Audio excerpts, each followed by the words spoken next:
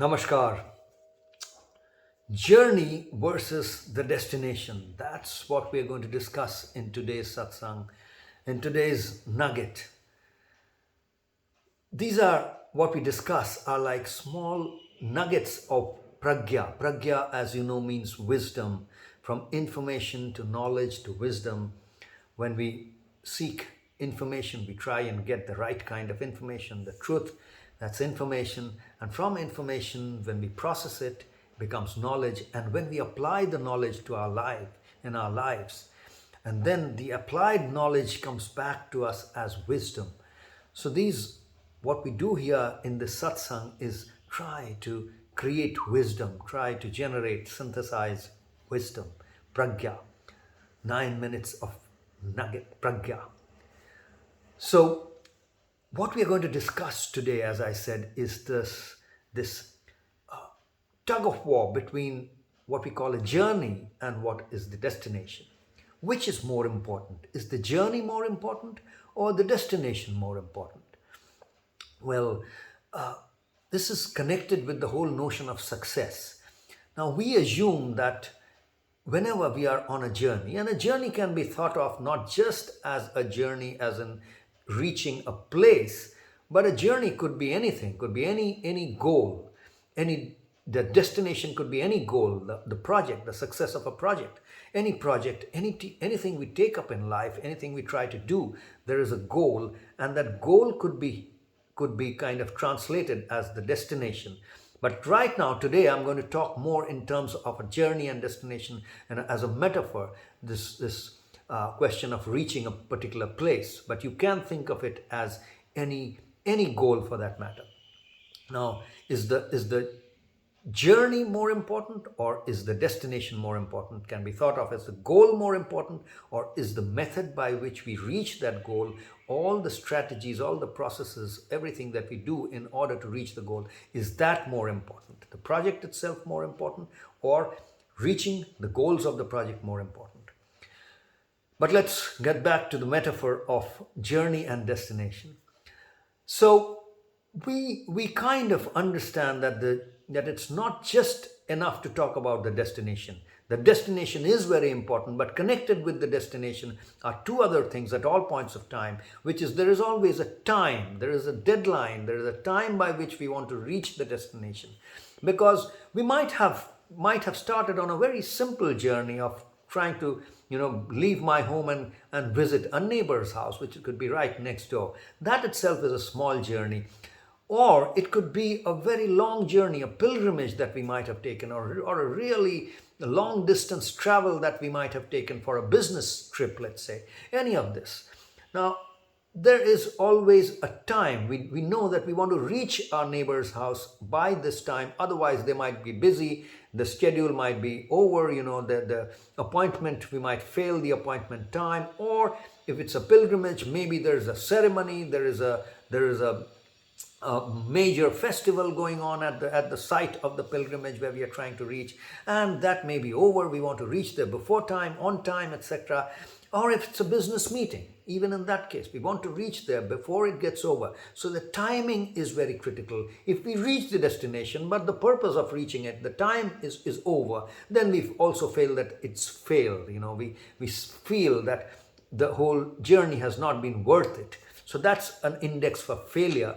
Not reaching the destination itself is an index for failure. And then there is, of course, a third point, which is we might have always budgeted a certain amount of expenditure, because we know that we have, if you're taking a train or a plane or a bus, or even if you're walking or taking a car, we are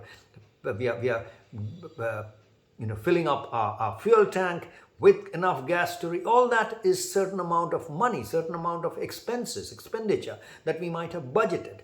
This is inevitable in any journey. Or we might have budgeted some amount of expenditure for food and everything else that is needed as we take on a journey.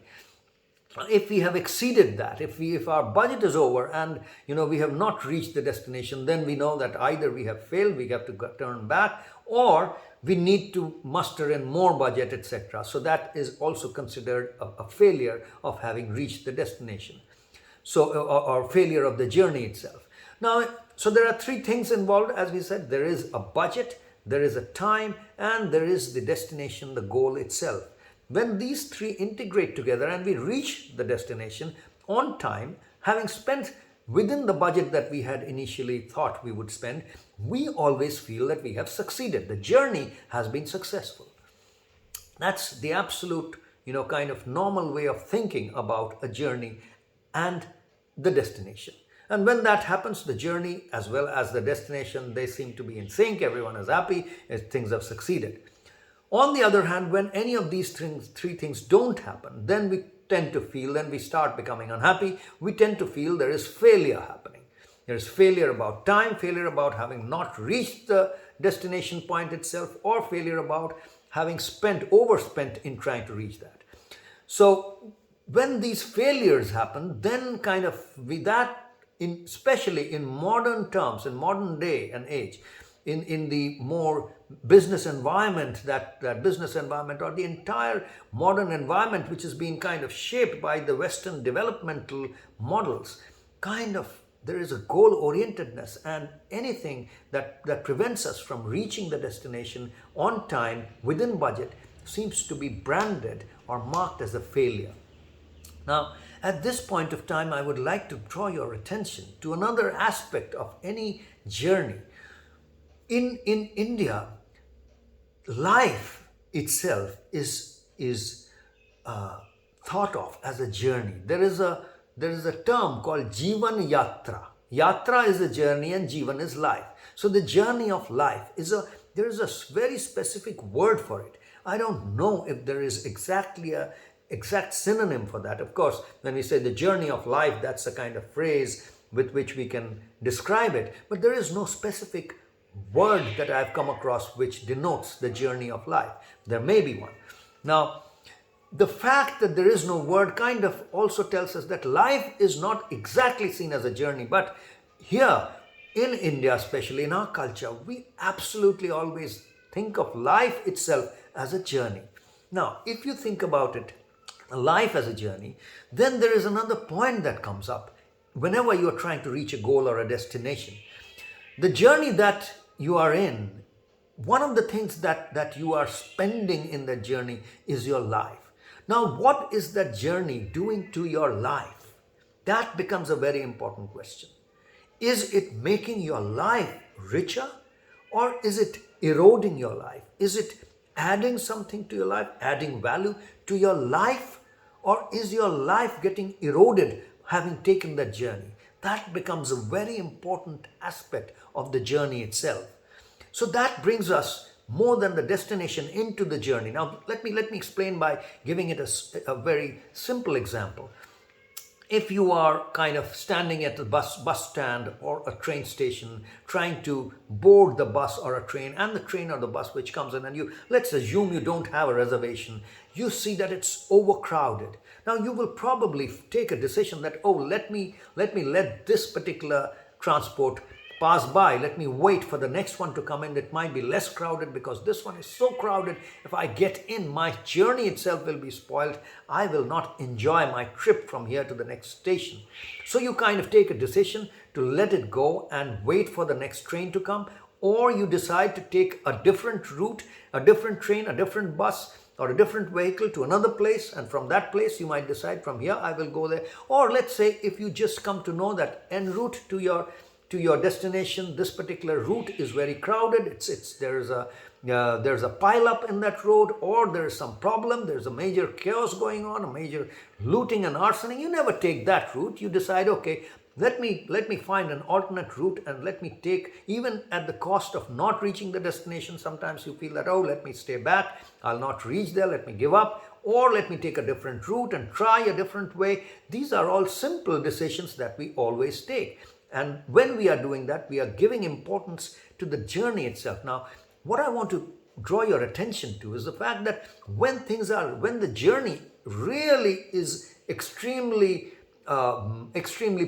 pathetic, it's clear that the journey itself is going to be totally ruining my life, then we always take these decisions. But otherwise, when it's not so apparent, then the journey itself is kind of eroding our life, then we kind of compromise on the journey and focus too much on the destination. And that comes especially in the case of sadhana, in the case of our daily practice.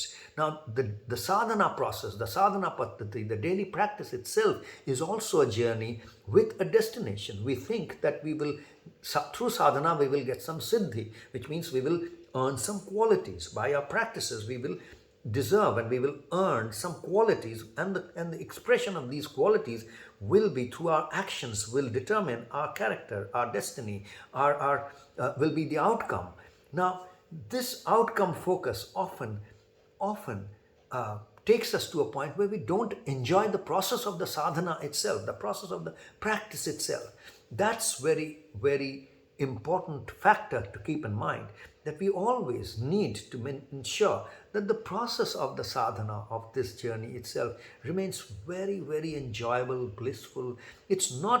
We are not doing the sadhana to reach a point where we will be blissful, but the sadhana itself needs to be an expression of the good, the true, and the beautiful. It needs to be an experience of bliss itself. That's a goal. The goal itself of sadhana is to ensure that the journey of reaching any particular goal, they integrate together. The goal of experiencing bliss should not spoil or mar or soil our journey.